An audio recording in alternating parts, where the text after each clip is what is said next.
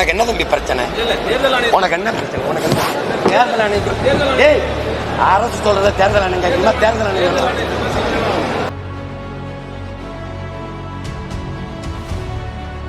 நீ மரியாதை கேள்வி அல்றா முதல்ல. டேய், நீ முதல்ல கேள்வி கத்துக்க.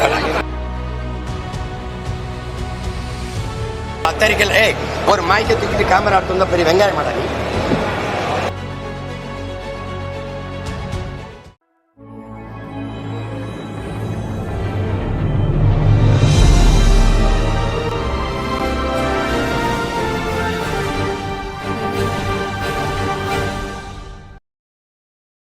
ஏற்கனவே இருக்க தொடர் வண்டியில என்ன பிரச்சனை உனக்கு? ஏற்கனவே தொடர் வண்டி ஓடுதுல, சென்னைக்குள்ள ட்ரெயின் போகுதுல, அதுல என்ன பிரச்சனை?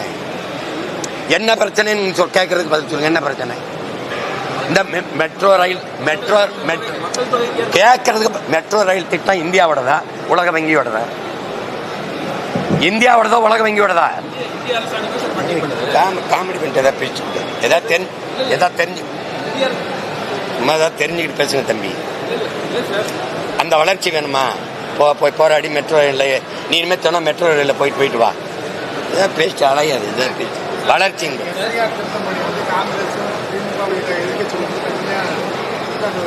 யாரு? நான் கேட்கறேன் இருங்க. எஸ்ஐஆர் கொண்டு வரும்போது மம்தா எதிர்த்து செயல்படுத்த முடியாதுன்னு மக்களை திரட்டி போராடுது, பேரணி போகுது. எஸ்ஐஆர் தமிழ்நாட்டில் செயல்படுத்துற கட்சி ஆட்சியா இருக்கு. பிஎல்ஓ பூத் லெவல் ஆபீசர் போட்டது யாரு? அங்கன்வாடியில் வேலை செய்யறவங்களையும், சத்துணவுல வேலை செய்யற அம்மாவையும், இந்த ஹெல்த் லேபருங்கிற கொசு மருந்து அடிக்கிறோம் இந்த ஆஸ்பத்திரியில் வேலை செய்யறவங்களையும் அது பூத் லெவல் ஆபீசரா போட்டு போய் கணக்கெடுன்னு அனுப்பின ஆள் யாரு? திமுக தானே. உனக்கு என்ன தம்பி பிரச்சனை? உனக்கு என்ன பிரச்சனை? உனக்கு என்ன தேர்தல் ஆணையம்? ஏய், அரசு சொல்றத தேர்தல் ஆணையம் கேட்கணுமா? தேர்தல் ஆணையம் முதல்ல உனக்கு என்ன பிரச்சனை? நீ தொடக்கத்துல இருந்தே பிரச்சனை இருக்கு உனக்கு. தள்ளி வாங்கிட்டு வா நீ முறை.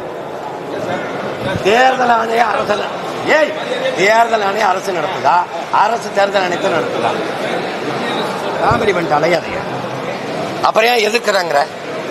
எதிர்க்கிறோம்னு ஏன் சொல்ற? எப்போ நீதிமன்றத்தில் வழக்கு போட்டா? எப்படி வழக்கு போட்ட?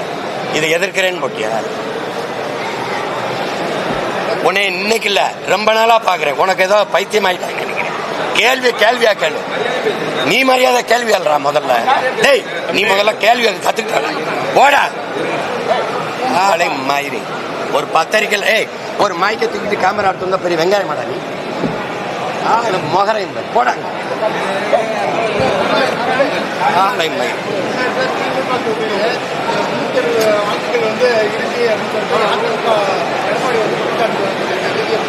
இல்லை, நீங்க கொளத்தூர்லயே 4500 வாக்கு போலி வாக்கு பதிவாயிருக்குன்னு நிர்மலா சீதாராமன் நிதியமைச்சர் சொல்றாங்க. இது அப்ப இந்த போலி வாக்கு பதிவானதை நீங்க எப்ப கண்டுபிடிச்சீங்க?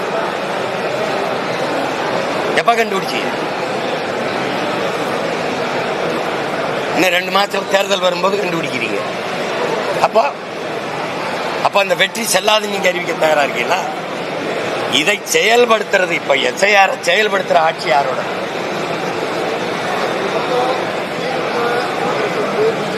இப்ப குறை சொல்றீங்களா? கர்நாடகால எஸ்ஐஆர் செயல்படுத்துறீங்களா இல்லையா? நீங்க தானே ஆள்றீங்க.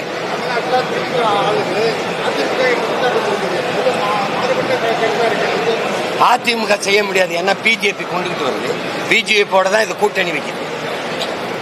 அப்ப அந்த பிஜேபி கூட்டணி வரும்போது அது கொண்டு வர இந்த இதை எதிர்க்க முடியாதுல்ல. எதுக்கு அப்படி கூட்டணி வைப்பீங்க? இப்போ நீங்க பூத் லெவல் ஆபீசர் ஒரு ஆபீசரை போடுறீங்க. கட்சிக்காரருக்கு கூடவே போறாரு. திமுக கட்சிக்காரர் கவுன்சிலர் மாவட்ட செயலாளர்லாம் எதுக்கு போறாரு? போகும்போது என்ன ஆகும்?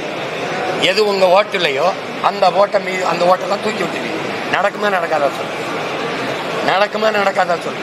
இப்போ ஒரு வேளை போறீங்க, அங்க என்னோட படமோ என் தலைவர் படமோ எங்க கொடியோ அங்க இருந்தா அந்த ஓட்டை வப்பியெல்லாம் எடுத்து விட்டுருவீங்க.